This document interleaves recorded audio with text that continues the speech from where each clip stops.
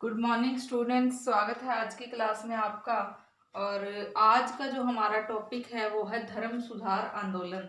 तो धर्म सुधार आंदोलनों की आज हम चर्चा करेंगे और धर्म सुधार आंदोलनों की जो है हम कि क्या उनके उद्देश्य रहे, उनकी हम आज चर्चा करेंगे। तो मध्यकालीन जो समय था उसमें चर्च का मुख्य प्रभुत्व रहा है मध्यकालीन यूरोप पे और मध्यकालीन यूरोपीय जनता पे। तो ईसाई धर्म का पथ प्रदर्शक था चर्च और लोगों के विश्वासों और निष्ठा का मुख्य प्रतीक था। तो मध्यकालीन समय में ईसाई जगत का मुखिया और लोगों की विश्वास और निष्ठा के प्रतीक होते हुए चर्च के ऊपर बहुत सारी जिम्मेदारियां भी थी और उन जिम्मेदारियों को बड़े ही अच्छे से निभाते हुए चर्च ने जो है लोगों के प्रति अपनी सद्भावना प्रकट की और लोगों को बर्बरता से शांति उन्होंने दिलाई, चर्च ने जो है दिलाई थी। तो इस प्रकार धीरे धीरे लोगों के विश्वास ईसाई चर्च के प्रति बढ़ते गए और लोगों के इस बढ़ते हुए विश्वास ने चर्च का महत्व और अधिक बढ़ा दिया। तो लोगों के जो विश्वास थे वो बढ़ रहे थे और चर्च का जो है महत्व बढ़ रहा था। तो यहाँ पे चर्च जो है लोगों को धर्म, शिक्षा और स्वास्थ्य के लिए भी काफी हद तक जो है सहायता देता था और काफी हद तक सुलभता देता था। तो इस प्रकार चर्च बहुत सारे ऐसे लोक हितकारी कार्य भी करता था जिससे जनता धीरे धीरे चर्च के प्रति अपना जो है विश्वास और ज्यादा बढ़ाने लग गई। तो अब जो है जनता और राजा, किसी भी राज्य का राजा वो था, चर्च के प्रति जो है अपनी निष्ठा व्यक्त करता गया। तो धीरे धीरे करके जो है यूरोपीय जगत का राजा और जनता जो है अपने अनुदान चर्च को देने लग गई। तो राजा द्वारा दिए गए अनुदानों के कारण और जनता द्वारा दिए गए दानों के कारण चर्च के पास धीरे धीरे संपत्ति बढ़ती गई और उस संपत्ति की अब जो है इतनी ज्यादा वो अब संपत्ति हो गई कि वो अब एक अतुल्य भंडार के रूप में इकट्ठी हो गई। तो अब चर्च के पास बहुत सारे संपत्ति इकट्ठी हो गई और बहुत सारे अधिकार अब चर्च को मिल गए थे। तो धीरे धीरे करके अतुल्य संपत्ति का मालिक जब चर्च हो गया तो उसके संगठन में, उसकी शक्ति में वृद्धि हुई। उसके शक्ति और संगठन में वृद्धि होने के बाद जब भी राजाओं को आवश्यकता होती तो वो चर्च से जो है ऋण ले लेते थे और उसको जो है अधिकार दे देते थे। तो इस प्रकार से रोम का चर्च जो था वो एक मुख्य विषय बन गया, मुख्य एक विवादित विषय बन गया और एक मुखिया बन गया पूरे यूरोप के लिए। तो उसके पास असीमित अधिकार थे। उसके चर्च के मुख्य जो मुख्य पोप था उसके पास असीमित अधिकारों का होना, अतुल्य संपत्ति का होना, जिससे जो है उसको उसके जीवन को और उसने जो है विलासी बना दिया था। तो अब उसके पास काफी अधिकार थे, काफी संपत्ति थी, उसके संगठन और शक्ति में वृद्धि जो है जनता ने और राजा ने ही की थी। तो अब वो जो है विभिन्न राज्यों के कानूनों में हस्तक्षेप करने लग गया। उसके द्वारा विभिन्न राज्यों के कानूनों में हस्तक्षेप करना, ईसाई राज्य जो थे जिसमें ईसाई लोग ज्यादा रहते थे उनके कानूनों में तो वो छेड़खानी करते ही रहते थे, उसमें जो है वो फेरबदल करते ही रहते थे। तो उनके जो है नियंत्रण या उनके जो दखल अंदाजी धीरे धीरे बढ़ती गई और उस बढ़ती हुई दखल अंदाजी के कारण जो है लोग परेशान हो गए और लोगों की परेशानी धीरे धीरे बढ़ती गई। लोगों के साथ साथ जो राजा थे, विभिन्न राज्यों के जो मालिक थे, मुखिया थे, वो भी जो है इससे काफी परेशान हो गए। तो उनकी परेशानी का अब हल निकालना जरूरी हो गया था। तो जो उनके पास, चर्च के पास बहुत ही ज्यादा मात्रा में संपत्ति इकट्ठी हो गई थी। जो जनता के ऊपर विभिन्न प्रकार के लगाए गए चर्च द्वारा कर थे, जनता द्वारा चर्च को दिया गया अनुदान था, राजा द्वारा चर्च को दी गई अनुदान के रूप में भूमि थी, या राजा द्वारा दिया गया धन चर्च के लिए अनुदान के रूप में था। तो चर्च के पास अतुल्य मात्रा में संपत्ति का होना उन चर्च और पादरियों के जीवन को जो है विलासी बना दिया था। तो अब जो है धर्माचार्य धार्मिक कार्यों को छोड़ करके विलासी जीवन जी रहे थे, ऐशो आराम का जीवन जी रहे थे, और अब जो है उनका ध्यान ईश्वरीय कार्यों से हट करके भोग विलास ऐशो आराम का जीवन जीने में लग गया था। तो धीरे धीरे करके ऐसी स्थिति आ गई थी कि अब जो है जो आस्तिकता थी वो केवल नाम की रह गई थी, और वास्तव में तो जो पादरी थे या पोप था वो नास्तिक ही हो गए थे, और आस्तिकता का तो केवल नाम ही था और केवल वो दिखावे के लिए ही रह गई थी। तो अपना इतना ज्यादा विलासिता का जीवन जीते हुए जो है बहुत सारे नैतिक जो दोष हैं वो पोप या जो मुख्य पादरी थे उनके जीवन में देखे जा सकते हैं। तो उनको दूर करना अब आवश्यक हो गया था। उनको दूर करने के लिए जो है आगे जो आंदोलन चले थे, उनके विरोध में जो आंदोलन चले थे, उन बुराइयों को के विरोध के लिए जो विरोधाभास खड़े हुए थे, तो उसको ही जो है आगे धर्म सुधार आंदोलन कहा गया, क्योंकि धर्म का या धार्मिक अधिकारियों का जो नैतिक पतन हो गया था, धर्माचार्यों का जो नैतिक पतन हो गया था, और धर्माचार्यों को उस नैतिकता से ऊपर उठा करके उनको जो है उनके जो धार्मिक कृत्य हैं, जो उनको धार्मिक कार्य करने चाहिए, वो याद दिलाने के लिए ही जो विभिन्न विद्वानों ने जो विरोध किया था, प्रोटेस्ट किया था, उसको ही जो है धर्म सुधार आंदोलन कहा गया। तो जो रोमन कैथोलिक चर्च का जो है रोमन कैथोलिक चर्च का प्रभुत्व था यूरोप पर, तो इसका जो विरोध किया था प्रोटेस्ट किया था, प्रोटेस्ट को ही जो है विरोध कहते हैं, और उनको जो है प्रोटेस्टवादी कहा गया जिन्होंने इसका विरोध किया था।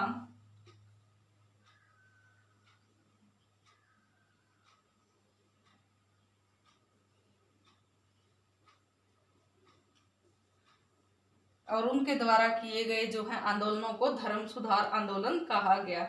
तो इस प्रकार से ईसाई जगत के ईसाई धर्म में जो बुराई आ गई थी, उस बुराई के विरोध के लिए जो आंदोलन चले थे, प्रोटेस्ट के लिए जो आंदोलन चले थे, जो रोमन कैथोलिक चर्च की बुराइयों को दूर करने के लिए, उन बुराइयों को लोगों के सामने लाने के लिए जो है आंदोलन चलाए गए, उनको जो है धर्म सुधार आंदोलन कहा गया। तो ये जो धर्म सुधार आंदोलन थे प्रोटेस्टवादियों ने चलाए थे, और उन्होंने विरोध किया था, इसीलिए जो है उनको प्रोटेस्टवादी कहा गया है। तो ये जो है एक थोड़ा सा इसकी जो ऐतिहासिक परिचय हमने देखा है कि जो चर्च की शक्ति का धीरे धीरे दुरुपयोग होने लगा था, और पादरी लोग जो है विलासी जीवन जीने लगे थे, और उनकी विलासिता इतनी ज़्यादा बढ़ गई थी कि अब जनता पे अमानवीयता उनकी बढ़ गई थी। जो उनके शांति स्थापित करने के कार्य थे, लोगों के सुलभता के जो कार्य थे, चाहे शिक्षा था, चाहे धर्म था, चाहे स्वास्थ्य के लिए किए गए कार्य थे, उनसे उनका जो है मन हट गया था, और अब जो है वो अपने धार्मिक कार्यों को भी भूल गए थे। धीरे धीरे जो है वो अपनी विलासिता को ही अपना सब कुछ मान बैठे थे, और विलासिता का जीवन जी रहे थे, और खुद जो है भोग विलास में डूबे हुए थे। तो उनके जो धार्मिक कार्य थे, धार्मिक आचरण को वो भूल बैठे थे। उस धार्मिक आचरण को दोबारा से याद दिलाने के लिए कि उनका जो कार्य है वो क्या है, जो उनके दिखावा है, खोखलापन है, उसको दूर करने के लिए जो आंदोलन चले थे, जो विरोध आंदोलन चले थे, उनको ही जो है प्रोटेस्ट वादियों के द्वारा किए गए धर्म सुधार आंदोलन कहा गया है। तो इस प्रकार से धर्म सुधार आंदोलन को चलाया गया था धर्म में सुधार के लिए, कि धर्म में सुधार जरूरी हो गया है, और इसीलिए ही जो है धर्म सुधार आंदोलन चले थे। तो इसके अर्थ की अब हम चर्चा कर लेते हैं कि धर्म सुधार आंदोलन का अर्थ क्या था। तो अंग्रेजी में कहते हैं इसको रिफॉर्मेशन, रिफॉर्मेशन कहते हैं। और रिफॉर्मेशन का अर्थ है धर्म सुधार की दोबारा से जो है सुधार। और क्योंकि आंदोलनकारियों ने कैथोलिक चर्च का प्रोटेस्ट किया था और इसीलिए जो है प्रोटेस्ट का अर्थ होता है विरोध, और विरोध करने वाले जो है प्रोटेस्टवादी कहलाए थे, आगे प्रोटेस्टेंट या प्रोटेस्टवादी कहलाए थे। तो इस प्रकार से जो है ईसाई धर्म में आई हुई बुराइयों को दूर करने के लिए ये जो आंदोलन चले थे इनको धर्म सुधार आंदोलन कहा गया है। तो यूरोप की जनता ने चर्च की बुराइयों और धर्म अधिकारियों की चारित्रिक बुराइयों को दूर करने के लिए जो आंदोलन चलाए थे, यूरोपीय जनता ने चर्च की जो बुराइयां थी उसको, और जो धर्म आचार्य थे, चाहे वो बड़े दर्जे के पादरी थे, चाहे पोप था, तो उनकी चारित्रिक बुराइयों को दूर करने के लिए जो आंदोलन चलाए गए थे उनको जो है धर्म सुधार आंदोलन कहा गया था। और धर्म सुधार आंदोलन विभिन्न विद्वानों ने धर्म में आई हुई बुराइयों को दूर करने के लिए और धर्माचार्यों का जो नैतिक पतन हो गया है उससे उनको उबारने के लिए जो है ये आंदोलन चलाए थे। तो इसके लिए विभिन्न विद्वानों ने इसको विभिन्न परिभाषाओं से परिभाषित किया है, जिसमें हम बात करते हैं इनसाइक्लोपीडिया ब्रिटानिका की। इनसाइक्लोपीडिया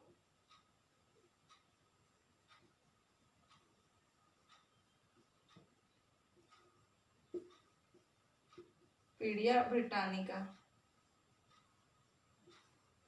तो इनसाइक्लोपीडिया ब्रिटानिका बताता है कि 16वीं शताब्दी में चलने वाला वह धार्मिक आंदोलन जिसे ईसाई चर्च को बाइबल के नियमों के अनुसार नैतिक और सैद्धांतिक रूप से पवित्र करने का प्रयास किया गया था। ये बताता है कि 16वीं शताब्दी में ईसाई धर्म में आई हुई बुराइयों, आए हुए नैतिक पतन को दूर करने के लिए जो आंदोलन चले थे उनको ही धर्म सुधार आंदोलन कहा गया था। कि 16वीं सदी तक जो है चर्च और उसके जो मुख्य अधिकारी हैं उनके नैतिक पतन में जो दोष आ गए थे उनको दूर करने के लिए चलाए गए आंदोलनों को ही धर्म सुधार आंदोलन कहा गया है। दूसरी परिभाषा दी है एक विद्वान ने, फिशर कहते हैं कि प्रोटेस्ट धर्म सुधार आंदोलन पोप की धार्मिक निरंकुशता, सत्ता और धर्म अधिकारियों के नैतिक पतन से उनको जो है उनके चारित्रिक बुराइयों को दूर करके उनके धार्मिक कृत्यों को याद दिलाने का एक क्रम था। कि ये बताते हैं कि जो उस समय में जो प्रोटेस्टवादी थे उनके द्वारा किए गए सुधारवादी कार्यों के फलस्वरूप जो धर्माचार्यों, उस समय के समकालीन धर्माचार्यों के चारित्रिक पतन जो हो गया था, उनके चारित्रिक पतन से उनको उबार करके उनके धार्मिक कार्यों को याद दिलाना ही जो है धर्म सुधार आंदोलन था। कि तुम्हारे क्या कृत्य हैं, तो क्या कार्य हैं। आगे वार्नर और मार्टिन ने एक परिभाषा दी है। वार्नर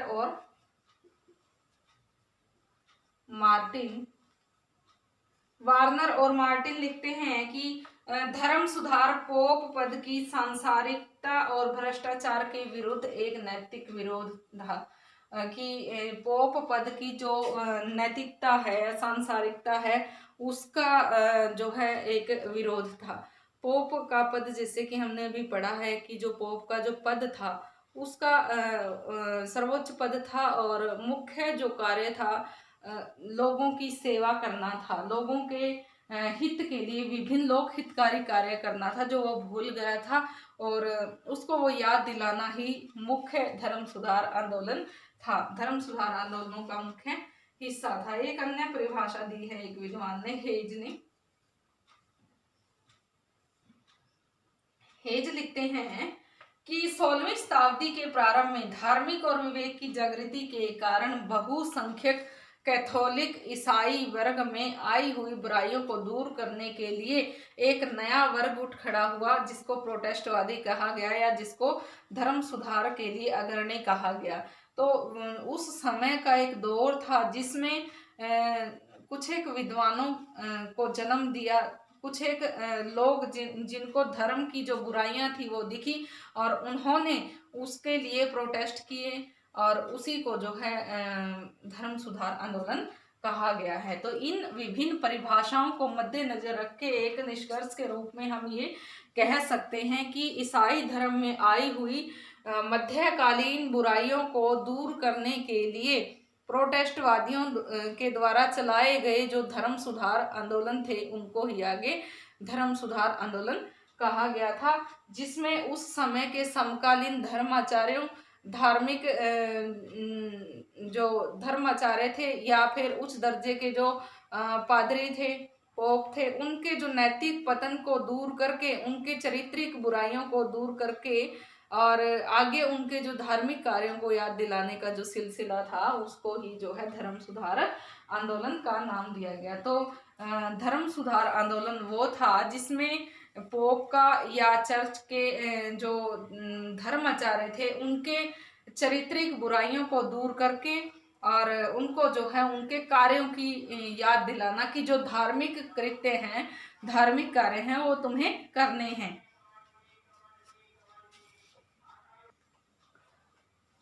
धर्म सुधार आंदोलन की विभिन्न परिभाषाओं को हमने अध्ययन कर लिया है, तो अब हम जानते हैं कि उसके क्या उद्देश्य रहे थे।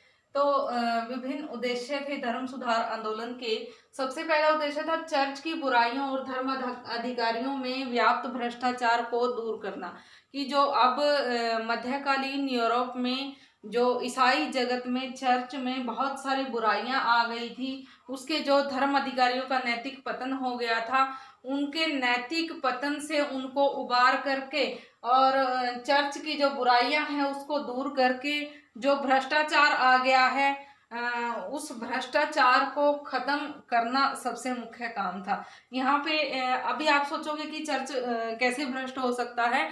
चर्च में भ्रष्टाचार इस प्रकार से आ गया था क्योंकि जैसे कि हमने अभी पढ़ा है कि चर्च में बहुत सारी बुराइयां आ गई थी, वो अतुल्य संपत्ति का मालिक हो गया था, बहुत ही ज्यादा मात्रा में उसके पास धन इकट्ठा हो गया था, जिसके कारण उसका जीवन तो विलासी हुआ ही था।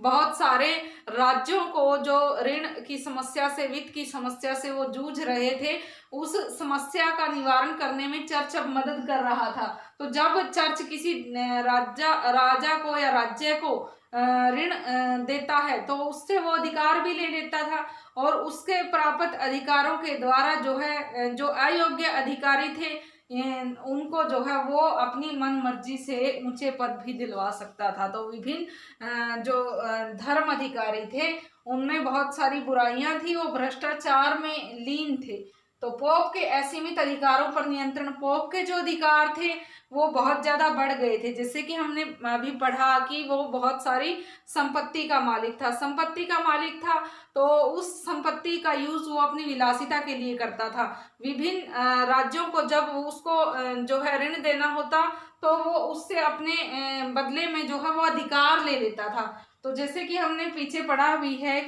फ्रेंच रिवॉल्यूशन पढ़ते हुए कि जो यूरोप का जो चर्च था वो अपने आप में ही एक राज्य था। इतनी ज्यादा उसके पास भूमि थी, इतनी ज्यादा उसके पास संपत्ति थी, इतने ज्यादा उसके पास अधिकार थे कि वो अपने आप में ही एक राज्य था। उसके अपने नियम होते थे, अपने कानून होते थे और विभिन्न ईसाई देशों में तो जो है विभिन्न नियमों में वो समय समय पे दखल अंदाजी भी करता रहता था, छेड़छाड़ भी करता रहता था। तो अब जो है जरूरी हो गया था चर्च के मुखिया पोप के जो असीमित अधिकार हैं उनके ऊपर अंकुश लगाया जाए। नहीं तो वो ना तो वो राजा की वैल्यू समझता था ना किसी राज्य की वैल्यू समझता था, तो अपने आप को ही वो सर्वेसर्वा समझने लग गया था। तो अब जो है पोप के असीमित अधिकारों पे अंकुश लगाना जरूरी हो गया था। तो दूसरा मुख्य उद्देश्य था धर्म सुधार आंदोलन का पोप के असीमित अधिकारों पर नियंत्रण लगाना, धर्म अधिकारियों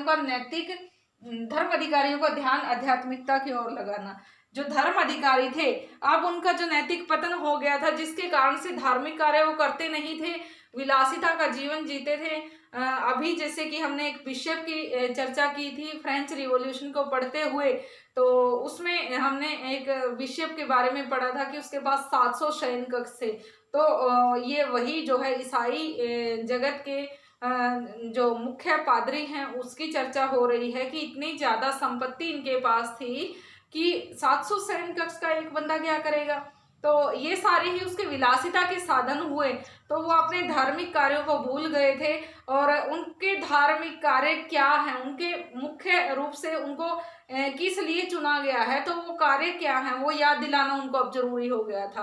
तो इसीलिए जो है जो धर्म सुधार आंदोलन थे, इनका जो तीसरा उद्देश्य था धर्म अधिकारियों को उनके जो धार्मिक आचरण थे, आध्यात्मिकता के जो कार्य थे वो याद दिलाना, जनसाधारण में नए विश्वास को जगाना। जनसाधारण क्या था, मध्यकालीन यूरोप में जनसाधारण इस बात से प्रेरित था कि मोक्ष को यदि प्राप्त करना है तो पोप में ध्यान लगाना होगा, पोप की कृपा से ही जो है मोक्ष प्राप्ति होगी। ऐसा जो है पोप ने कहा था, जनता को बहलाया था, फुसलाया था जनता को, और जनता भी जो है उसी की बात मान रही थी, उसी को अपना सब कुछ समझ रही थी। लेकिन अब जो है धर्म सुधार का मुख्य उद्देश्य था कि जनसाधारण में नए विश्वास को जगाना। ये नया विश्वास जगाना कि तुम्हें मोक्ष ईश्वर में ध्यान लगाने से मिलेगा, पोप में ध्यान लगाने से ईश्वर नहीं मिलेगा। पोप में ध्यान लगाने से तो तुम पोप का ही जो है अनुदान में वृद्धि कर रहे हो, उसकी जेबें भर रहे हो, तो उसकी जेबें भरने से तुम्हें मोक्ष नहीं मिलेगा, अभी तो ईश्वर की भक्ति करने से, ईश्वर में ध्यान लगाने से ही मोक्ष मिलेगा। तो ईश्वर में ध्यान लगाओ, पोप क्यों भगवान बना रखा है।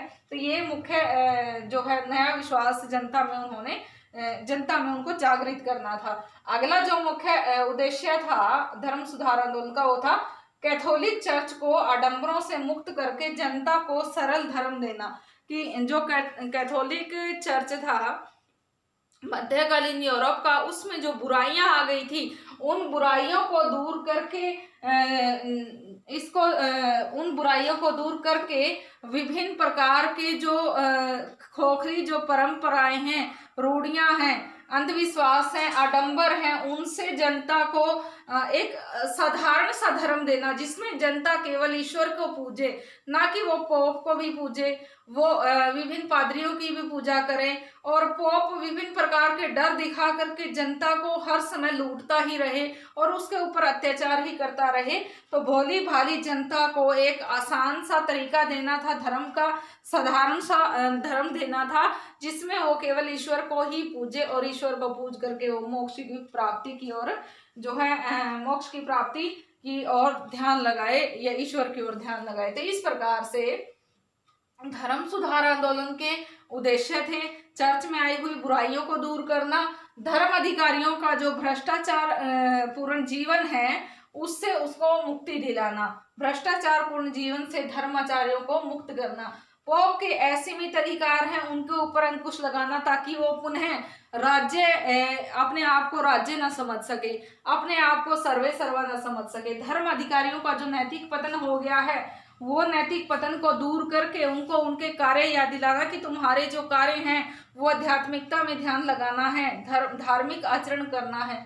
धर्म अधिकारियों का ध्यान जो है आध्यात्मिकता में लगाना ही उनका मुख्य उद्देश्य था। जनसाधारण में एक नए विश्वास को जगाना कि ईश्वर की भक्ति से मोक्ष मिलेगा, ना कि पोप की भक्ति से।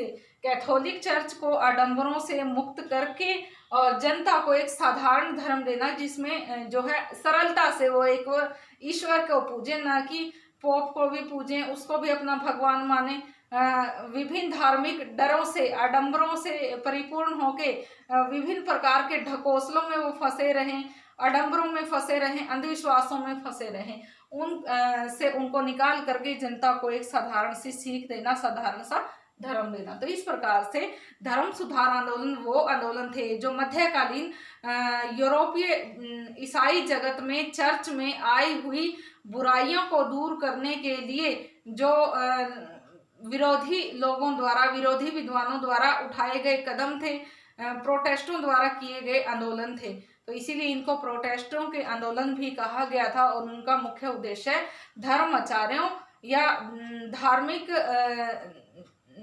जो धर्माचार्य थे उनके जो आध्यात्मिकता के क्षेत्र में आई हुई बुराइयां थी उनको दूर करके एक अच्छा सरल वातावरण वो जनता को देना चाहते थे। तो इस प्रकार से ये जो है इनके धर्म सुधार आंदोलनों के मुख्य उद्देश्य थे। तो ये धर्म सुधार आंदोलन शुरू ही क्यों हुए थे, इसके कारणों को भी जानना बहुत जरूरी है। तो अगला जो लेक्चर होगा उसमें हम धर्म सुधार आंदोलन के कारणों की चर्चा करेंगे। और आज का जो हमारा लेक्चर था इसमें जो है हमने बात की है धर्म सुधार आंदोलन के जो है थोड़ी सी बैकग्राउंड की, और फिर उसके अर्थ की, परिभाषाओं की और इसके उद्देश्यों की। तो आगे का जो लेक्चर होगा उसमें हम बात करेंगे धर्म सुधार आंदोलन के कारण। आज के लिए इतना काफी है। Thank you.